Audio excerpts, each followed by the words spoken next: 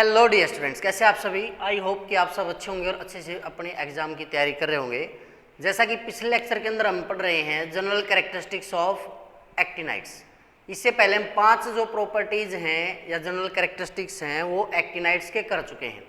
मैंने बोला था हाफ हम पहले वाले लेक्चर के अंदर करेंगे और हाफ हम नेक्स्ट लेक्चर के अंदर करेंगे, लेकिन थोड़ा सा स्लाइड चेंज। आज के इस लेक्चर के अंदर हम केवल एक्टिनाइड कॉन्ट्रैक्शन करेंगे, बाकी के जो 4 प्रॉपर्टीज बच जाएंगे वो हम नेक्स्ट लेक्चर में करेंगे। उसका रीजन क्या है भाई, क्योंकि एक्टिनाइड कॉन्ट्रैक्शन जैसे लेंथेनाइड कॉन्ट्रैक्शन तो ज़्यादा इंपॉर्टेंट है, उसके कंपैरिजन में एक्टिनाइड कंपैरिजन एंड एक्टिनाइड जो कॉन्ट्रैक्शन है वो पूछ लिया जाता है, लेकिन इतना ज़्यादा इंपॉर्टेंट नहीं है। लेकिन फिर भी हम इसको बहुत थोड़ा सा डिटेल में करेंगे, अच्छे से करेंगे।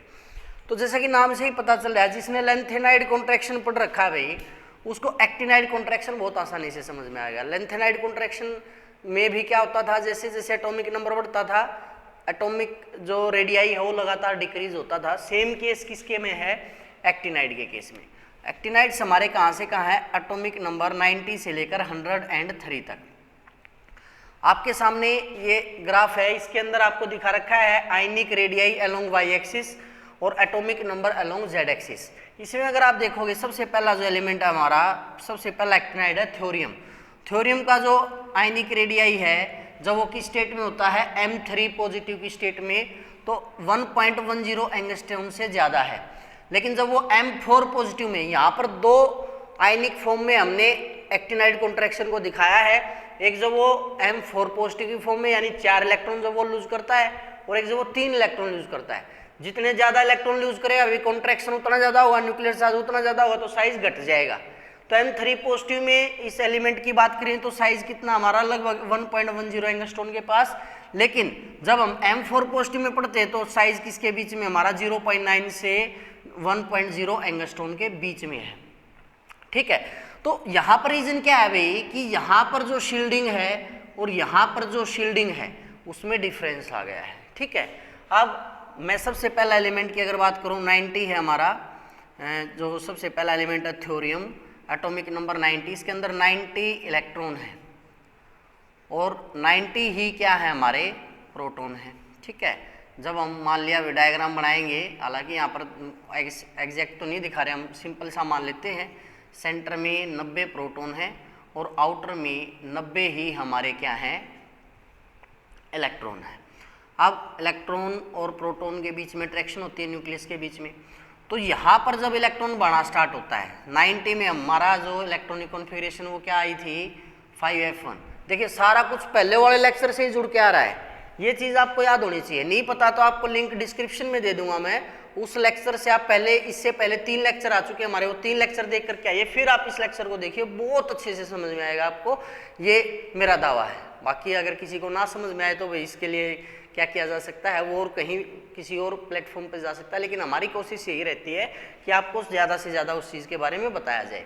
तो होता क्या है, जब इलेक्ट्रॉन यहाँ 5f के अंदर आता है तो एक इफेक्ट होता है हमारा शील्डिंग इफेक्ट, या जिसको बोला जाता है स्क्रीनिंग इफेक्ट, कि जिस शेल के अंदर इलेक्ट्रॉन्स आ रहे हैं सेम सेल के अंदर इलेक्ट्रॉन एंटर होने, 5f1 से 14 तक जाने हैं, तो जो 5f है इसका काम क्या होता है, आने वाले इलेक्ट्रॉन को किसके प्रभाव से बचाना होता है, न्यूक्लियस के प्रभाव से बचाना होता है।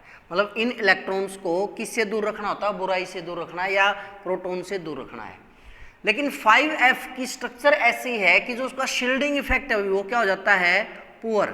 क्या हो जाता है, पुअर। इस वजह से जो कॉन्ट्रैक्शन इन साइज है वो कंटिन्यूस, आप देखोगे इस ग्राफ में लगातार साइज डिक्रीज हो रहा है, इसमें भी लगातार साइज डिक्रीज हो रहा है। ये जो कंटिन्यूस डिक्रीज इन साइज है with increase in atomic number, यहाँ पे मैंने 90 से लेकर 103 तक बनाया है, इसका कंपैरिजन भी आइंस्टाइनियम तक हमने ग्राफ बनाया है।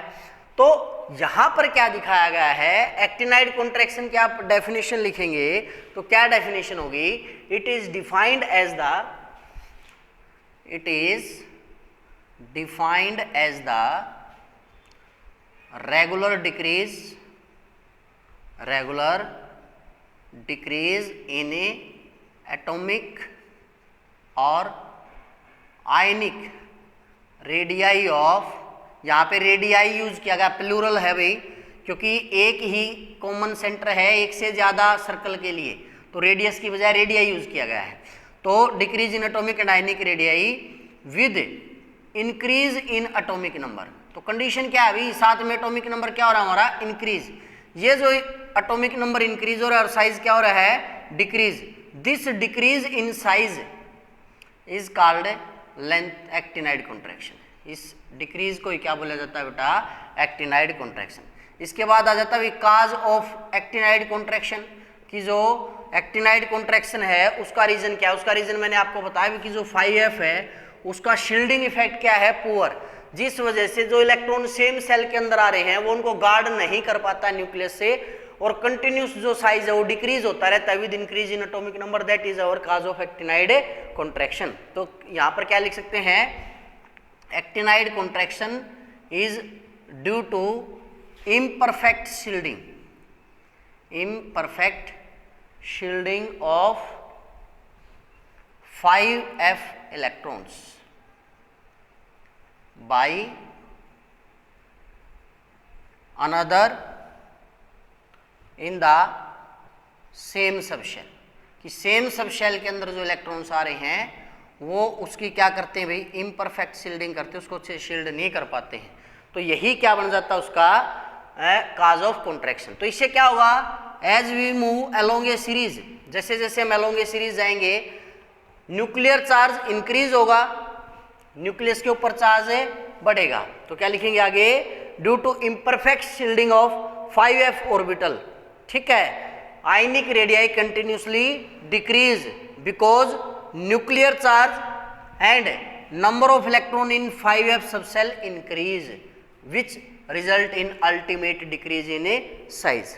ठीक है, यहां पर एक बात और जोड़ी जा सकती है नोट में कि जो लेंथेनाइड कॉन्ट्रैक्शन है, लेंथेनाइड जो कॉन्ट्रैक्शन है उसके कंपैरिजन में जो एक्टिनाइड कॉन्ट्रैक्शन है वो ज्यादा होता है।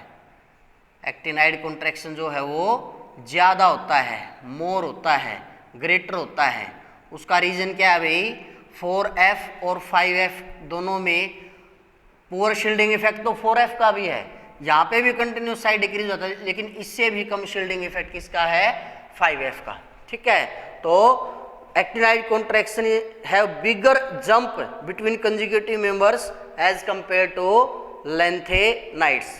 कारण क्या इसका, this is due to lesser shielding of 5F electrons which result in more increase in effective nuclear charge and therefore occurrence of larger contraction।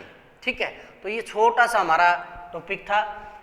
दूसरों के साथ वीडियोस को शेयर करते रहिए, अच्छा लग रहा है तो लाइक करें, शेयर करें, कमेंट करें, और तब तक पढ़ते रहिए, बढ़ते रहिए और जुड़े रहिए प्लस जुड़ाना के साथ।